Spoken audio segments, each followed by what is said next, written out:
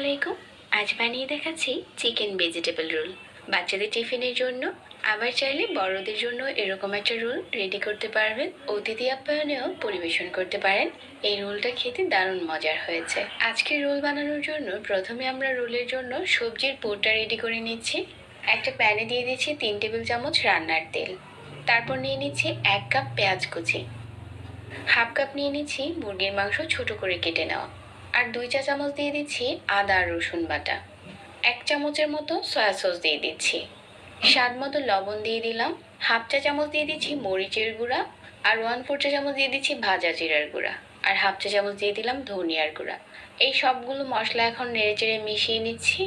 তারপর এখানে 1/4 চা চামচ হলুদের গুঁড়া দিয়ে দিচ্ছি। হলুদের গুঁড়াটা একটু কম দিতে হবে, তা না হলে কিন্তু একটু কিছুটা হলুদের গন্ধ আসে। তারপর 1 কাপ দিয়ে দিচ্ছি বাঁধাকপি কুচি। আর 1/4 কাপের মতো দিয়ে দিচ্ছি গাজর কুচি। এখানে আমি এমন সবজিগুলোই নিয়েছি যেগুলো অনেক তাড়াতাড়ি রান্না হয়ে যায়। আপনারা চাইলে কিন্তু এখানে চিকেনটা স্কিপ করে শুধু সবজি দিয়েও এই রোলটা বানাতে পারেন। আমাদের রোলের জন্য সবজিটা রেডি হয়ে গেছে। তারপর একটা বড় বাটিতে নিয়ে নিচ্ছি 1.5 কাপ ময়দা। হাফ চামচ দিয়ে দিচ্ছি লবণ। আর একটা ডিম দিয়ে দিচ্ছি। তারপর প্রথমে আমি 1 কাপ পানি দিয়ে ভালো করে মিশিয়ে নিচ্ছি। আপনারা চাইলে এখানে 1 কাপ পানির পরিবর্তে 1 কাপ লিকুইড মিল্কও দিতে পারেন। তাহলে রোলটা খেতে আরো বেশি স্বাস্থ্যকর হবে। আমার এখানে 1 কাপ পানি থেকে একটু বেশি লেগেছিল। পাতলা একটা গোলা হয়ে গেছে। গোলাটা কিন্তু খুব বেশি ঘন হবে না। তারপর নর্মাল যে রুটি সেকার তাওয়া আছে ওগুলো বসিয়ে দিচ্ছি। আর টিস্যু পেপারে একটু তেল দিয়ে মুছে নিচ্ছি। চামচ দিয়ে গোলাটা দিয়ে দেওয়ার পর অপেক্ষা করছি 30 সেকেন্ড। আর এভাবেই করে আজকে সবগুলো রোলের রুটি বানিয়ে নিয়েছি। রুটিগুলো যখন রেডি হয়ে গেছে, তারপর এখন আমরা রোলটা মুড়িয়ে নিচ্ছি।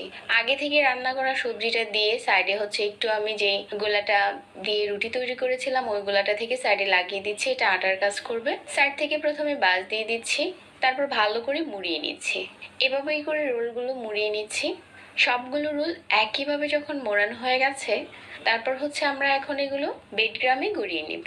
একটা বড় সাইজের বাটিতে আমি বেডগ্রাম নিয়েছি। আর দুটো ডিম ফেটিয়ে নিয়েছি। তবে এখানে ডিমের পরিবর্তে কেউ চাইলে ময়দা দিয়ে কোটিং করতে পারেন। তো এভাবে করে গড়িয়ে নিয়েছি।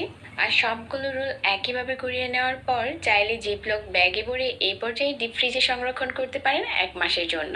যখন দরকার হবে ফ্রাই করে নিতে পারেন। তবে আজকে সবগুলো রোল আমি ভেজে শেয়ার করছি। অতিথি আপ্যায়নও এরকম রোল বানিয়ে পরিবেশন করতে পারেন। খেতে দারুণ মজার হয়েছে আজকের এই রোলের রেসিপি। আমাদের এরকম সহজ রেসিপি ভালো লাগলে চ্যানেল সাবস্ক্রাইব করবেন আর পেজ ফলো করবেন। এতক্ষণ ধরে যারা আজকের রেসিপি দেখেছেন সবাইকে ধন্যবাদ জানিয়ে এখানেই বিদায় নিচ্ছি। আল্লাহ হাফেজ।